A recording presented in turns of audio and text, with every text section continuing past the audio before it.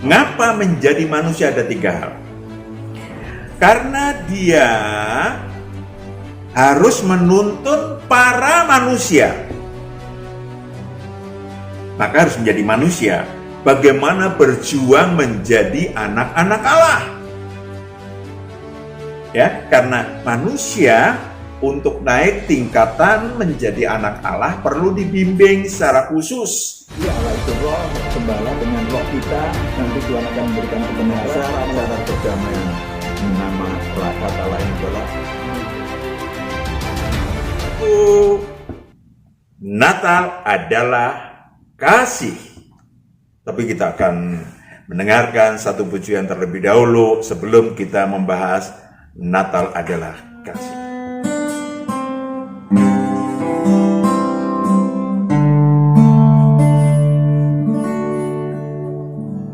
Hai Bethlehem yang senyaplah, betapa sunyimu, sedang engkau tidur lelap, bintang-bintang lalu.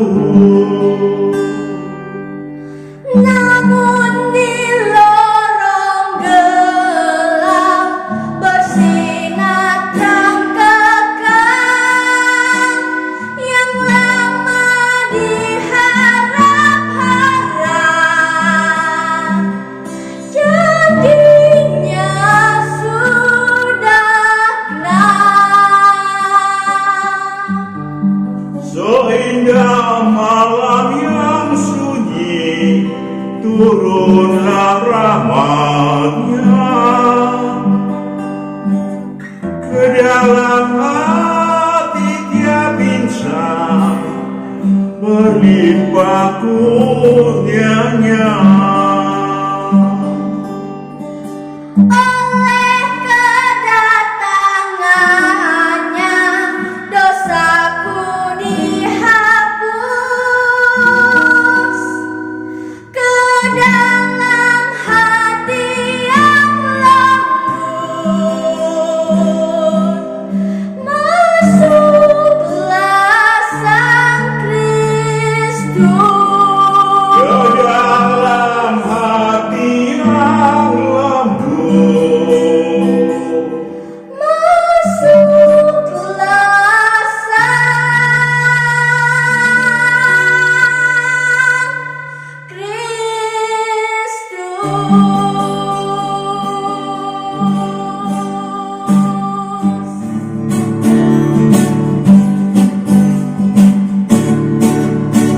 telah lahir di Bethlehem di hari yang suci.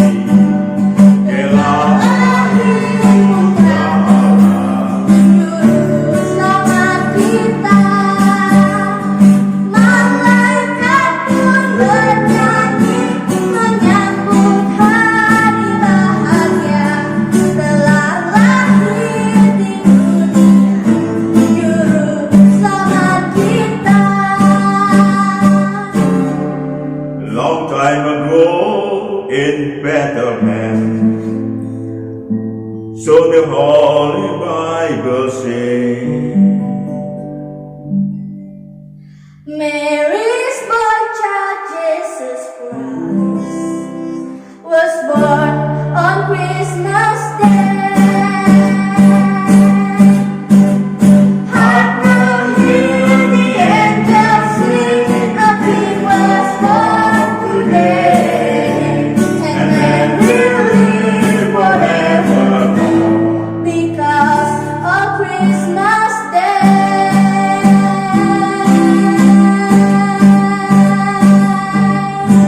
Saudaraku yang kekasih, Natal telah tiba. Natal tradisi di bulan Desember. Mendengar nyanyi-nyanyi ujian Natal di mana-mana di seantero dunia. Dan kembali pada Januari 2022 akan menjadi sepi sunyi. Tidak lagi terdengar lagu-lagu Natal. Saudaraku yang kekasih, seakan Natal adalah Desember, seakan menguap di akhir bulan. Tetapi bagi murid-murid Tuhan, saudaraku yang kekasih, Natal kasih yang harus dirayakan setiap saat dan tidak pernah mengenal sepi. Itulah Natal kasih. Apa itu Natal kasih? Saudaraku, Natal artinya kelahiran yang dihadiahkan oleh Allah kepada umat manusia 2000 tahun yang lalu. Bagaimana Allah mengorbankan anaknya yang tunggal. Yohanes 3 ayat 14 sampai 16. Anak manusia, ya, agar anak manusia beroleh hidup yang kekal. Yohanes 3 ayat 14 sampai 16. Yohanes 3 ayat 14, dan sama seperti Musa meninggikan ular di padang gurun, demikian juga anak manusia harus ditinggikan. Anak manusia, perhatikan, anak manusia harus ditinggikan. Ayat 15, supaya setiap orang yang percaya kepadanya beroleh hidup yang kekal. Itu dia hadiah kasih Allah. Lanjut. Ayat 16, karena begitu besar kasih Allah akan dunia ini, sehingga ia telah mengaruniakan anaknya yang tunggal, supaya setiap orang yang percaya kepadanya tidak binasa, melainkan beroleh hidup yang kekal. Hidup yang kekal tanpa melalui penghakiman akhir. Itu sebetulnya yang paling utama di dalam Natal, saudaraku. Jadi ketika hidup yang kekal itu bergaung dalam kehidupan kita, maka Natal tidak pernah sepi, karena Natal akan mengekspresikan kasih Allah turun kepada kita dan kita akan bagikan kepada umat manusia. Amin. Saudaraku yang kekasih, siapa sebenarnya Yesus? Siapa sebenarnya Yesus? Lukas 1 ayat 30 sampai 33. Siapa jasmani Yesus? Lukas 1 ayat 30, kata malaikat itu kepadanya, jangan takut hai Maria, sebab engkau beroleh kasih karunia di hadapan Allah. Ayat 31, sesungguhnya engkau akan mengandung dan akan melahirkan seorang anak laki-laki, dan hendaklah engkau menamai dia Yesus. Ayat 32, ia akan menjadi besar dan akan disebut anak Allah yang maha tinggi. Disebut anak Allah yang maha tinggi. Dan Tuhan Allah akan mengaruniakan kepadanya tatah Daud bapa leluhurnya. Ayat 33, dan ia akan menjadi raja atas kaum keturunan Yakub sampai selama-lamanya, dan kerajaannya tidak akan berkesudahan.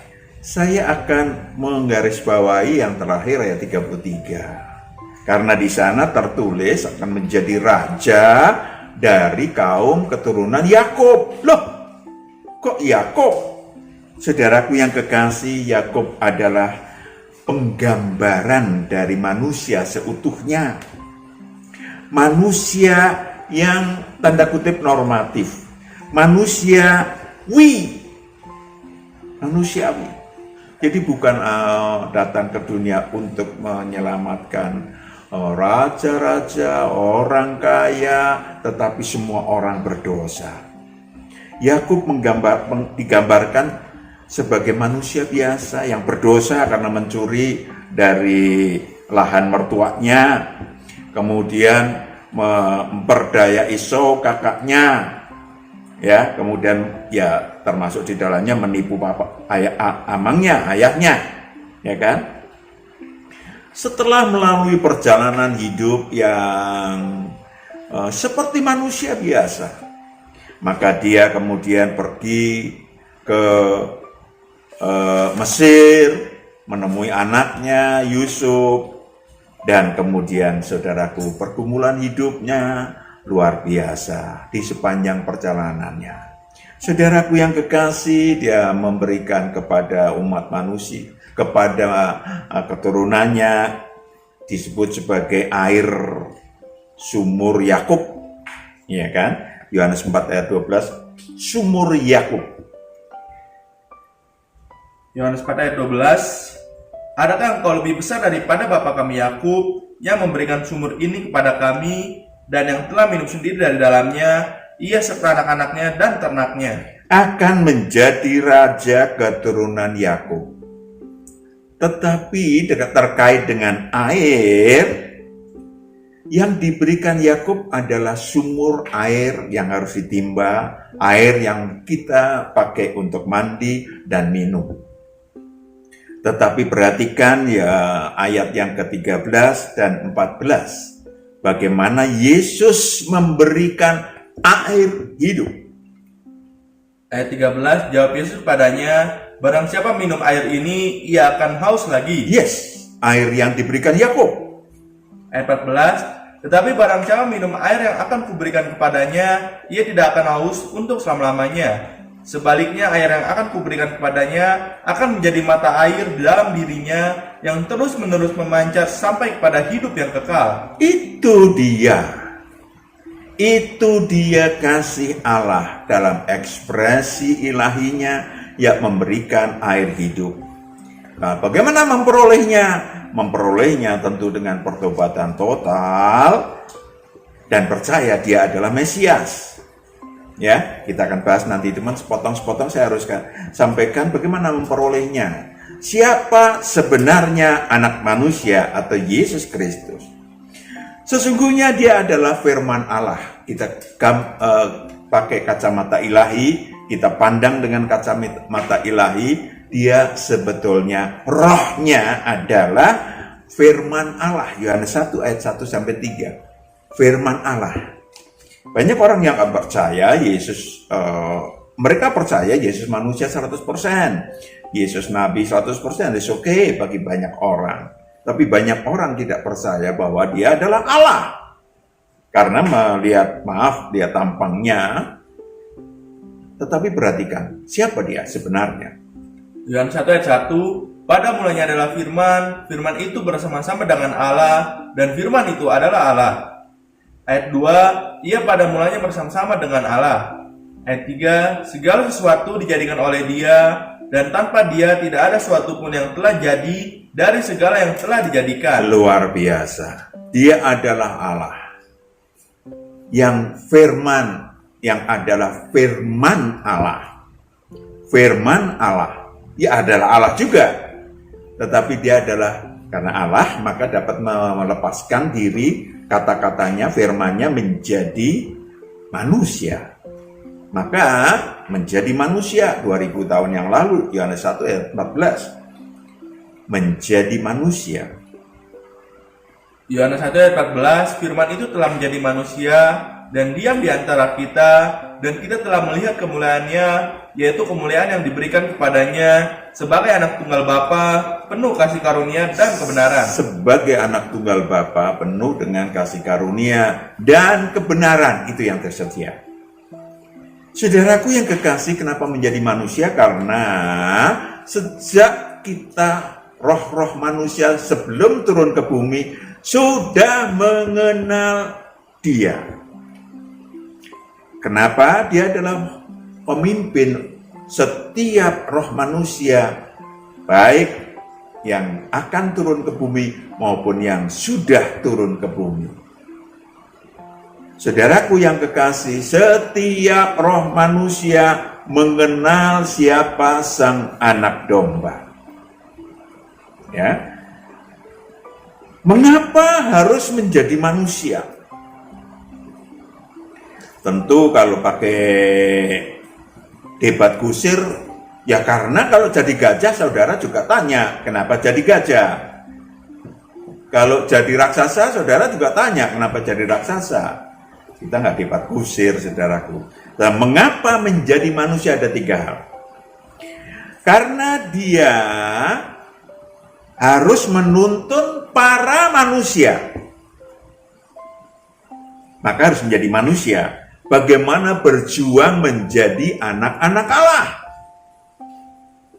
Ya, karena manusia untuk naik tingkatan menjadi anak Allah perlu dibimbing secara khusus. Maka dia menjadi manusia. Yohanes 1 ayat yang 10 sampai 13. Yohanes 1 ayat 10, ia telah hadir dalam dunia, dan dunia dijadikan olehnya, tetapi dunia tidak mengenalnya. Ayat 11, ia datang kepada milik kepunyaannya, tetapi orang-orang kepunyaannya itu tidak menerimanya. Tidak menerima karena pakai ini. Padahal harusnya yang melihat adalah rohnya. Lanjut. Ayat 12, tetapi semua orang yang menerimanya diberinya kuasa supaya menjadi anak-anak Allah, yaitu mereka yang percaya dalam namanya. Itu dia. Lanjut. Ayat 13, orang-orang yang diperanakan bukan dari daging atau darah, bukan pula secara jasmani oleh keinginan seorang laki-laki, melainkan dari Allah. Menjadikan roh manusia anak-anak Allah. Itu tujuannya. Saudaraku yang kekasih, maka dia menciptakan kerajaan Allah di bumi untuk roh-roh manusia masuk di dalamnya dan berproduktif ilahi. Maka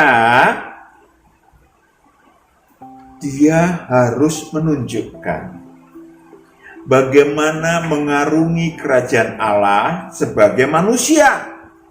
Kalau sebagai raksasa, orang akan bilang, kok raksasa sih? Gua kan bukan raksasa. Iya kan?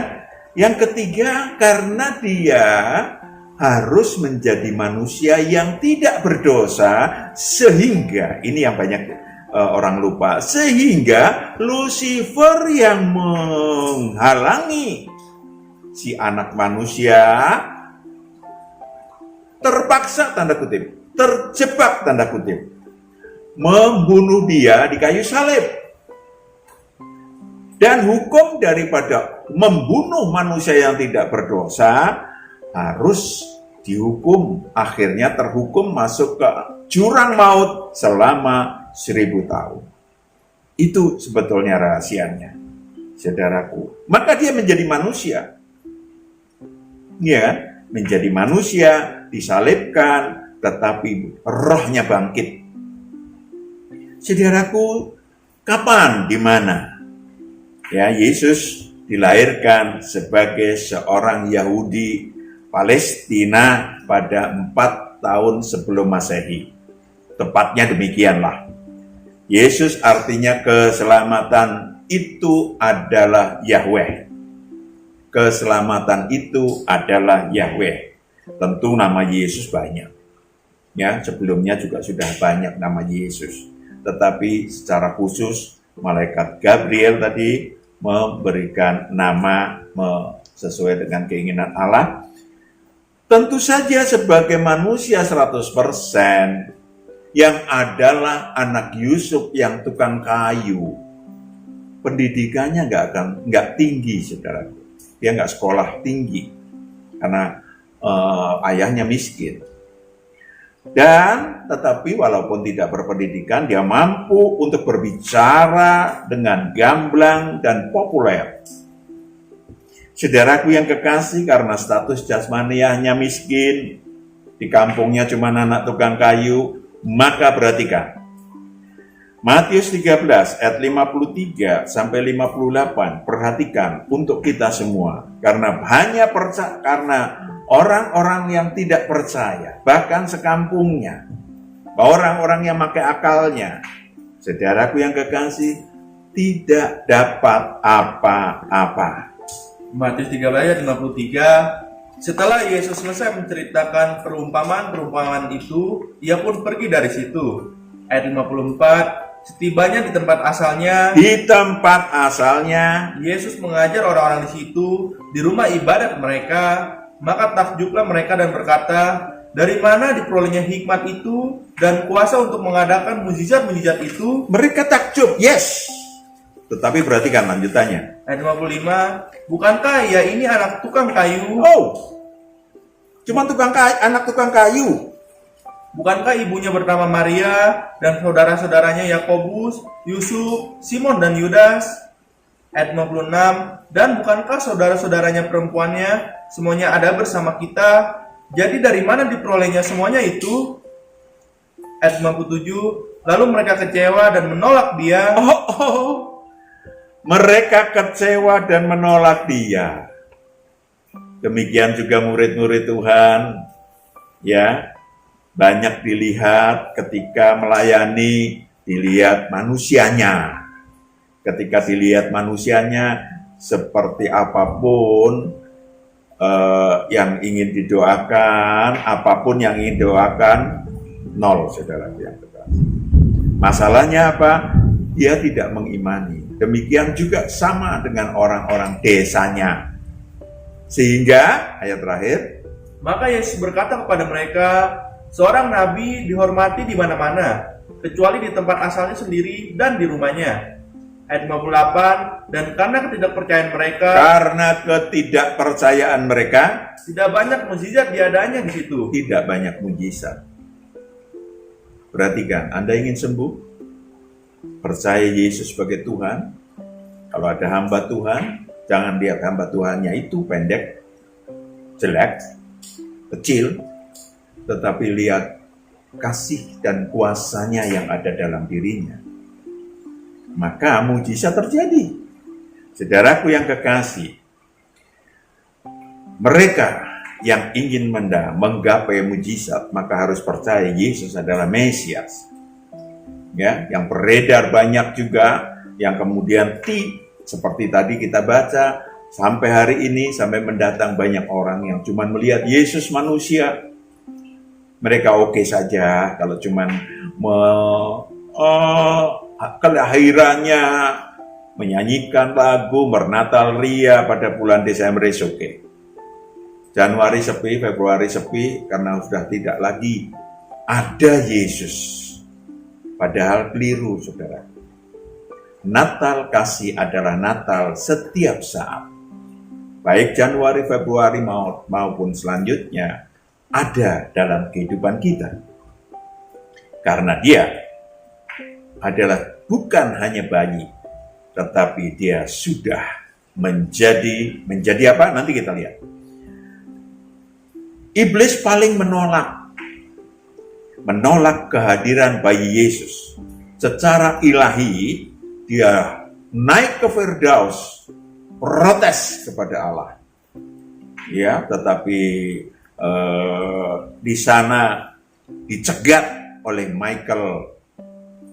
malaikat terang Michael dan teman-temannya, sehingga terlempar lagi si Lucifer dan anak buahnya ke bumi. Tetapi di bumi, saudara, kita lihat secara kacamata jasmani, iblis memakai Herodes. Bunuh semua bayi-bayi. Maka mengungsilah si Bunda Maria ke Mesir selama beberapa waktu lamanya. Saudaraku yang kekasih, Kejadian 3 ayat 15. Mengapa Lucifer takut sama bayi Yesus? Kejadian 3 ayat 15, Aku akan mengadakan permusuhan antara engkau dan perempuan ini, antara keturunanmu dan keturunannya akan meremukkan kepalamu, dan engkau akan meremukkan tumitnya. Keturunannya akan meremukkan kepala Lucifer. Itu dia, saudaraku yang kekasih.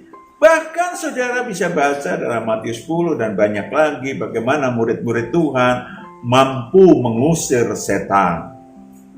Sampai hari ini, sampai mendatang. Saudaraku, itu yang paling ditakutkan Lucifer. Saudaraku yang kekasih, kita kembali Natal kasih. Apa sih yang disediakan Tuhan? Tadi udah kita baca pokoknya. Apa sih yang disediakan Tuhan dalam Natal kasih itu? Tadi sudah dibaca. Yang pertama adalah kasih karunia. Ya, dalam Yohanes 1-14 tadi sudah kita baca, kasih karunia dan kebenaran. Kasih karunia itu apa? Kasih karunia adalah pengampunan dosa, penyucian dari yang jahat, sehingga si manusia bisa damai dengan Allah. Sudah kerap kali, maka saya nggak baca ayatnya. Ya, damai dengan Allah, maka akulah jalan. Itu hadiah pertama atau karunia pertama, kasih karunia pertama. Kemudian yang kedua, mengusir roh-roh jahat yang tinggal dalam diri manusia yang datang kepada Tuhan. Roh-roh jahat yang ada dalam diri manusia yang datang dan percaya kepada Tuhan dan bertobat total, roh-roh jahatnya diusir dari diri manusia. Yang ketiga, hutang maut. Hutang maut yang didapat dari orang tua dan 4 keturunan, maka hutang maut itu pun dilunasi. Nah ini yang harus dicatat nih, 1 Korintus 6 ayat 19-20, ini yang perlu dicatat. Hutang maut itu akan sudah dilunasi. 1 Korintus 6 ayat 19, atau tidak tahukah kamu bahwa tubuhmu adalah bait Roh Kudus yang diam di dalam kamu, Roh Kudus yang kamu peroleh dari Allah, dan bahwa kamu bukan milik kamu sendiri. Ayat 20, sebab kamu telah dibeli dan harganya telah lunas dibayar. Kamu telah dibeli dan harganya lunas dibayar. And then, Karena itu muliakan Allah dengan tubuhmu. muliakanlah Allah dengan tubuhmu. Jadi, kalau Anda meminta kasih karunia, maka Anda juga sudah harus melakukan pembayaran, tanda kutip. Pembayaran atas pelunasan hutang maut yang dimiliki saudara. Dan itu udah pernah kita hitung, bukan? Bahwa itu bisa 300 triliun kalau dirupiahkan. Ya, kapan-kapan kita bongkar lagi. Dan apalagi penggembalaan secara pribadi.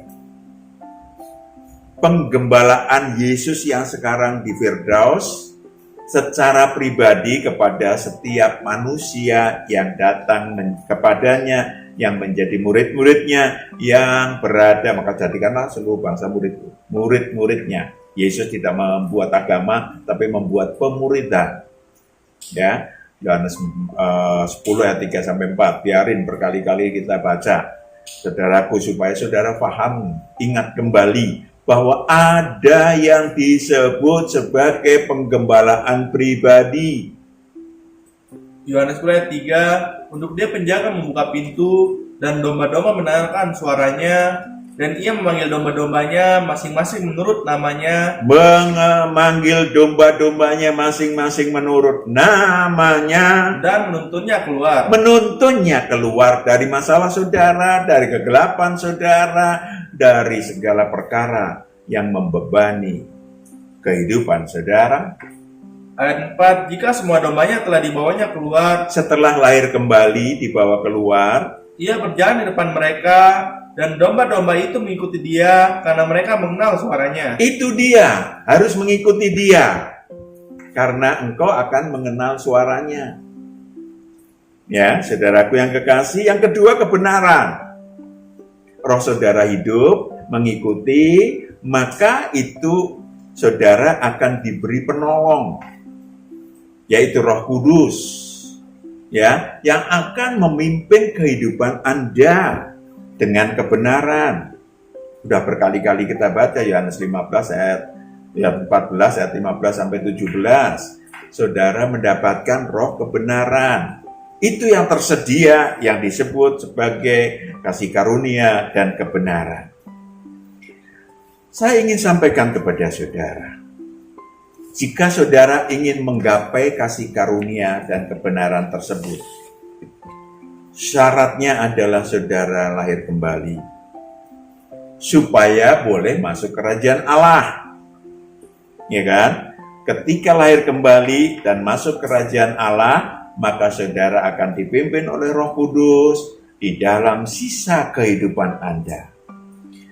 Tetapi yang perlu digarisbawahi adalah kalau saudara sudah mendapatkan kasih dari Allah yang luar biasa besarnya tersebut, yang luar biasa nilainya, bayangkan, supaya saya dan saudara rohnya bisa kembali ke surga kekal. Wah, itu nilainya tak ternilai. Ya, tak ternilai. Anda menjadi miliarder tetapi masuk neraka nggak ada gunanya. Ya kan? saudara menjadi orang yang paling kaya di seluruh Pulau Jawa, monggo saja.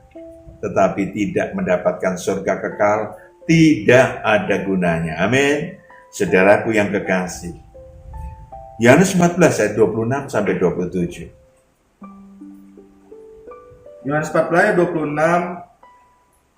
Tetapi penghibur yaitu Roh Kudus yang akan diutus oleh Bapa dalam namaku, dialah yang akan mengajarkan segala sesuatu kepadamu. Dialah yang akan mengajarkan segala sesuatu kepadamu. Dan akan mengingatkan kamu akan semua yang telah kukatakan kepadamu. Yes. Lanjut. Ayat 27, damai sejahtera ku tinggalkan bagimu, damai sejahtera ku kuberikan kepadamu, dan apa yang kuberikan tidak seperti yang diberikan oleh dunia kepadamu. Itu dia damai sejahtera yang ditunggu-tunggu seluruh roh manusia. Mungkin kalau seluruh tubuhnya enggak, seluruh roh manusia. Damai sejahtera di mana? Lanjut. Janganlah gelisah dan gentar hatimu. Hatinya tidak gelisah dan gentar. Kenapa? Karena kalau orang yang mati kemudian rohnya masuk alam maut, siksa kubur, apalagi neraka kekal itu gentar, takut. Saudaraku yang kekasih. Maka dengan hadiah sebesar itu, satu, apakah Anda sudah memperolehnya? Jangan-jangan, bukan saya menghakimi, jangan-jangan Natal dinyanyikan dengan hebat, dirayakan dengan hebat, tetapi hadiah Natal, kasih ilahi, saudara belum dapat. Maka saudaraku, mari raihlah damai sejahtera tadi di dalam kerajaan Allah, supaya saudara bisa berkiprah di dalam kerajaan Allah. Saudara memang harus berkiprah, nggak bisa diam saja. Kalau saudara bertaurat, silahkan saudara diam saja. Tetapi dalam Taurat, dalam Injil kerajaan Allah, maka saudara harus berkiprah. Berkiprah itu menari untuk berbuah, membawa jiwa-jiwa untuk dipersembahkan kepada Tuhan.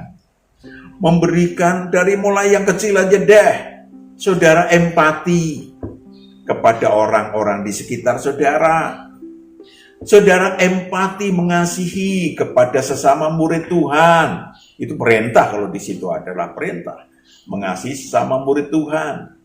Mengasihi seluruh umat manusia, bahkan musuh saudara. Ini yang harus dilakukan. Ya kan? Maka last but not least, tinggal Anda merayakan Natal setiap saat tersebut dengan mengasihi sesama murid Tuhan, dengan mengasihi sesama manusia. Tunjukkan sejak kini, maka Tuhan akan menghampiri saudara. Tuhan akan menggembalakan saudara secara pribadi.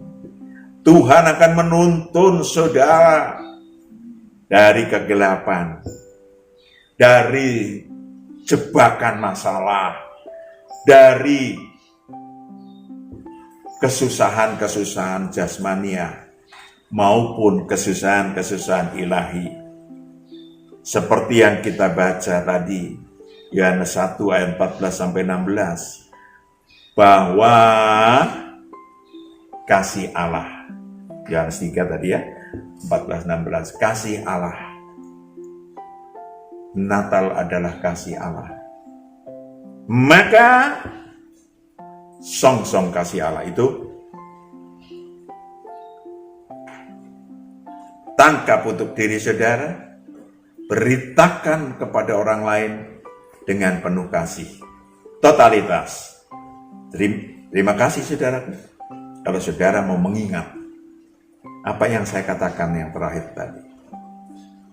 Tangkap kasih karunia Allah. Pakai untuk diri saudara. Tebarkan kasih Allah itu dari diri saudara untuk sesama murid Tuhan, untuk seluruh umat manusia. Mari kita mulai. Tuhan memberkati, selamat Natal. Kita berdoa. Bapa di surga, kami serahkan anak-anak-Mu yang sudah mendengarkan kebenaran ini.